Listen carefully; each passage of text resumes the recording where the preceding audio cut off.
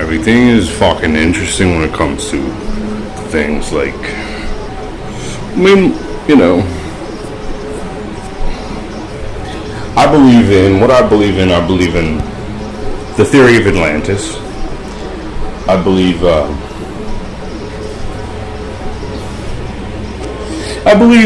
there's only one fucking people. There was only one people to ever stand up against the Romans, yo. But they failed, basically. But they didn't really fail. In the Romans, my fucking ancestors, like, I want to fucking, you know, like, I don't know. I have lots of I want to talk about this subject. It's, you know, I'm going to keep it historical and keep it to the facts. You know, and just keep everything fucking historical. But it's a very interesting subject. I mean, it's very interesting. There was only one people to ever stand up against the Romans, and they were the Brits. In particular, the English, Scottish motherfuckers. The Irish don't count because the Irish were basically enslaved by the fucking English. The English just like treated the fucking Irish like dogs, like absolute dogs. The fucking English, yeah. I love English. I love all things English and Scottish. Irish is cool as well, but Irish were always like the enslaved English, basically the enslaved Brits. And that's what it is. I mean, everyone knows that. But the English were the one people that was able to stand up to the Romans somewhat with King Henry VIII. And King Henry VIII almost basically got see, the Romans were too decadent. The Romans were too decadent. They were so powerful that they had to fall eventually because they just had to. You know, the Romans will destroy themselves, and that's what it comes down to, because they have a suicidal tendency.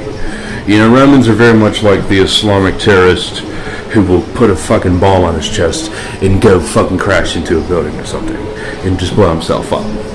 That's dedication, motherfucker, you know? That's dedication. That's dedication, homeboy. You know what I'm talking about? That's fucking dedication. You really believe in such a cause if someone is able to do that. That person believes in what they're, you know, if someone is willing to do such a thing, then that person is not like, you know, a casual fucking fan, you know. It's like that motherfucker's willing to fucking die, you know, and that's respectable, regardless of whether you agree or disagree with someone's ideological beliefs. But the Romans are just like that. That's what people don't realize. Romans are just like that because, you know, they inherited a little bit of Middle Eastern blood. So, I mean, it makes sense. Romans are just like that. They will fight to the point of, if they have no enemy, they will kill themselves. And that's the worst thing about the Romans. And I should say just the Italic motherfucking people. Because the whole peninsula, you know, just the whole peninsula is pretty much like that. And they're very similar, all those fucking people from all those different regions of Italy. But the Romans will be their own downfall because when they have no one to conquer, no one to kill, they will kill themselves. And I know this. Like, I know this because it's who I am. And, you know, it's a big part of my genes. Now, luckily, you know, I have some other, and I do say luckily, because I don't want to be totally, you know, just fucking Roman and nothing else. But I do have other genes, like Russian and Austrian. Austrian is weird because you might as well just consider fucking Austrians, Northern Italians, or Southern Germans. I mean, very similar. Very similar. Very, very similar. So, I mean, there's that. But I do got a little bit of Russian in me as well. And that is good because you gotta introduce new blood to your your genes, or else. I mean, that's why Prince Harry married. I'm going off on a fucking total tangent now, but you know, seriously, you gotta introduce new blood into your genetic coding. You know, married people who are a little different, you know, or else the blood will stagnate. That's my theory on it. But there was only one fucking people on this planet that were able to stand up to the Romans, and it was the Brits, dude. It was the fucking Brits. But they didn't, really.